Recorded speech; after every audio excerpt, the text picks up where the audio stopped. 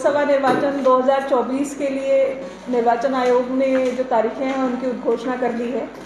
रीवा संसदीय क्षेत्र के लिए जो तारीख तय हुई है वो दूसरे फेज़ की है।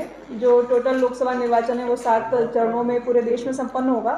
उसमें रीवा का जो कार्यक्रम आया है वो दूसरे फेज़ का है। दूसरे फेज़ में अपनी जो तारीखें रहेंगी वो इस तरीके से रहेंगी, जिसमें गज़ट नोटिफिकेशन अपने यहाँ का 28 मार्च को रहेगा।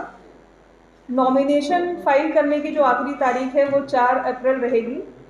स्क्रूटिनी की जो तारीख है वो 6 अप्रैल रहेगी और नाम वापसी की जो आखिरी तारीख है वो 8 अप्रैल रहेगी। अपने यहाँ दूसरे फेज़ की जो वोटिंग है वो 26 अप्रैल को होगी और काउंटिंग सभी के लिए 4 जून को होगी।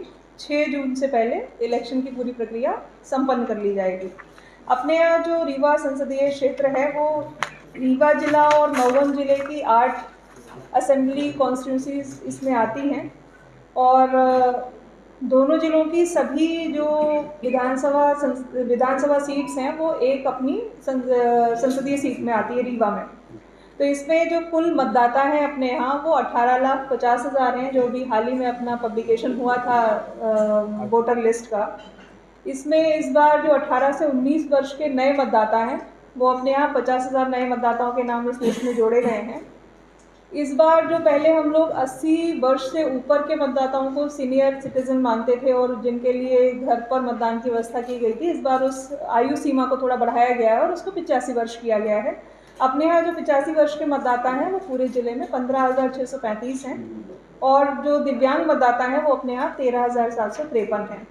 ये डेटा इसलिए इम्पॉर्टेंट है कि ये प्रयास किया गया है कि जो अपनी मतदाता सूची है उसमें हर वर्ग के, हर आयु के लोगों का बराबर प्रतिनिधित्व रहे। जिन्होंने भी 18 वर्ष से ऊपर की अपनी आयु पूरी कर ली है वो मतदाता सूची में रहें और अपना जो मतदान का अधिकार है उसका प्रयोग कर सकें।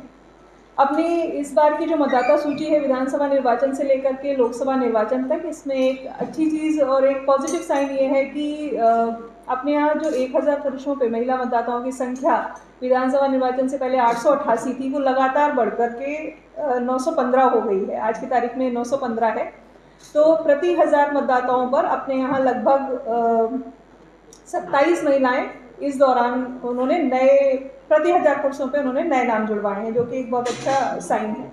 अपने यहाँ जो ईपी रेशियो है, ईपी रेशियो बेसिकली हमारे टोटल पॉपुलेशन में हमारे कितने मतदाता हैं इस संख्या को बताता है, जो अपने यहाँ 65% है और जो स्टेट एवरेज से अच्छा है। अपने जो टोटल मतदान केंद्र हैं पूरे 8 विधानसभाओं के मिलाकर के, जहाँ पर लोकसभा निर्वाचन के मतदान की प्रक्रिया संपन्न होगी, वो 2000 से अधिक हैं। इसमें जो अर्बन एरिया में हमारे मतदान केंद्र हैं वो 328 हैं और ग्रामीण क्षेत्र में जो मतदान केंद्र हैं वो लगभग 1686 हैं। मतदान की प्रक्रिया को लेकर के जो तैयारियां हैं, चूँकि हाल ही में हम लोगों ने विधानसभा निर्वाचन संपन्न कराए हैं, तो अपने यहाँ जो बेसिक तैयारियां हैं उनमें सभी नोडल अधिकारियों की नियुक्ति हो चुकी है। सभी की एक राउंड की ट्रेनिंग हो गई है, जिसमें सभी को ये आइडिया है कि किस प्रकार के निर्देश निर्वाचन आयोग ने दिए हैं, किस तरीके के दायित्वों का संपादन उनको इस अवधि के दौरान, जो चुनाव की अवधि रहेगी, इसमें करना है। इसके अतिरिक्त अपने यहाँ सेक्टर ऑफिसर्स की जो नियुक्ति होती है वो नियुक्ति भी की जा चुकी है। सेक्टर ऑफिसर्स की ट्रेनिंग हो गई है। सेक्टर ऑफिसर्स ने अपने अपने सेक्टर्स का विजिट कर लिया है। सेक्टर ऑफिसर्स चुनाव की पूरी प्रक्रिया में बहुत इंपॉर्टेंट, बहुत ही महत्वपूर्ण अंग रहते हैं, क्योंकि वो चुनाव के बहुत पहले दिन से इस पूरी प्रक्रिया में जुड़ते हैं और मतदान केंद्रों की अवसंरचना की जो व्यवस्थाएं हैं वो देखने से लेकर के मतदान के दिवस में टीम्स के पहुंचने की, ईवीएम्स के पहुंचने की, ईवीएम्स के रिप्लेसमेंट की, ईवीएम्स की व्यवस्था की, लॉ एंड ऑर्डर की, हर प्रकार की छोटी से बड़ी जो मतदान केंद्र हमारा यूनिट है उसकी सभी व्यवस्थाएं हमारे सेक्टर मजिस्ट्रेट पर निर्भर करती है। इसीलिए उनके कई राउंड के जो ओरिएंटेशन है, कई राउंड के प्रशिक्षण हम लोग रखते हैं। उनके 2 राउंड के प्रशिक्षण हो चुके हैं और जो नॉर्म्स हैं एक वल्नरेबिलिटी मैपिंग के, वो भी उन्होंने अपने 1 राउंड के कंप्लीट कर दिए हैं। जिले में ईवीएम की उपलब्धता, जितने भी हमारे मतदान केंद्र हैं, जितनी कंट्रोल यूनिट, बैलेट यूनिट और वीवीपैट हमको लगने हैं, उतने जिले में पर्याप्त उसकी उपलब्धता है।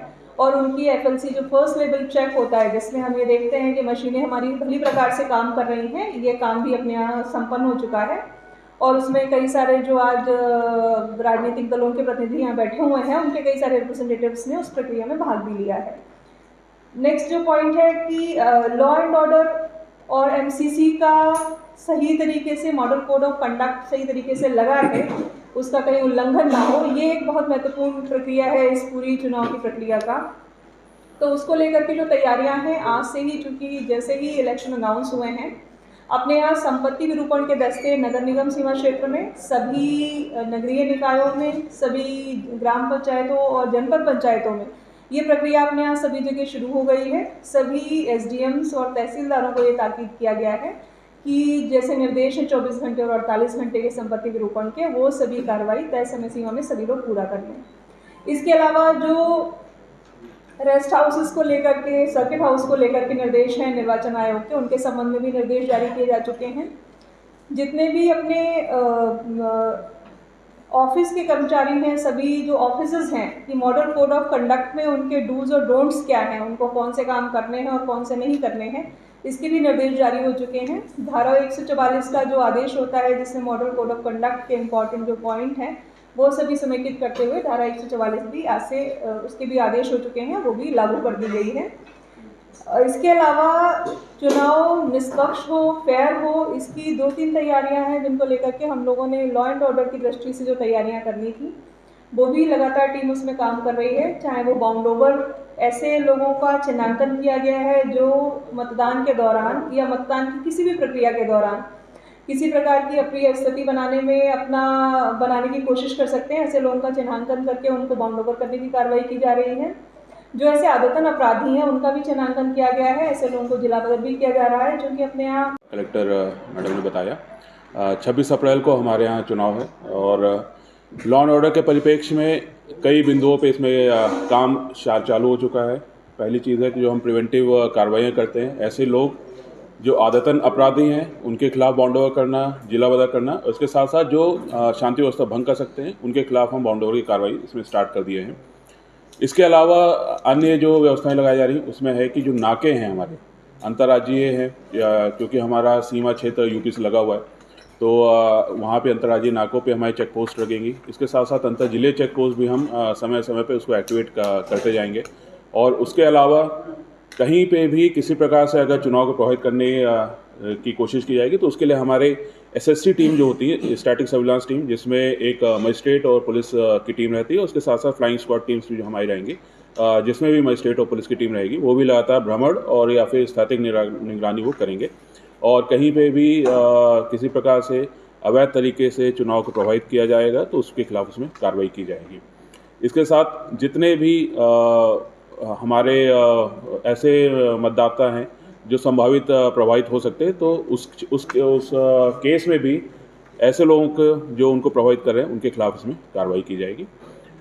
बाकी जितने हम मतदान केंद्र पे हैं जो आवश्यक बल लगाया जाएगा, साथ साथ कई मतदान केंद्रों को कैमरा, सीसीटीवी और वेबकास्टिंग से भी कवर किया जाएगा।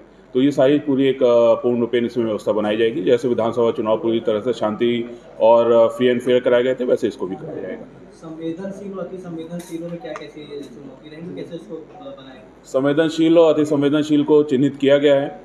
संवेदनशील जो भी मतदान केंद्र हैं वहाँ पे एक्स्ट्रा बल भी रहेगा, जो सीएपीएफ हमको मिलता है या बाहर से बल मिलता है, उसका एक्स्ट्रा डिप्लॉयमेंट इन संवेदनशील मतदान केंद्रों पे रहता है। और इसके साथ साथ वहाँ पे हम कोशिश करेंगे कि टेक्निकल माध्यम से भी उसका कवरेज रहेगा, या तो वीडियो कैमरे होंगे या सीसीटीवी ऑपरेटर होगा और या फिर वहाँ पे वेबकास्टिंग होगा। तो ये सारी चीज़ें भी उसमें लगाई जाएंगी ताकि इस प्रकार के मतदान केंद्रों को कवर किया जा सके और सारी गतिविधियों पे निगाह रखी जा सके। वहाँ पे कहाँ से बल आया है और कितना बल आया? अभी बल अलॉटमेंट जारी है और जो पिछली बार का अंदेशा है कि इस बार हमारे पास भी 14-15 कंपनियों का अलॉटमेंट होगा।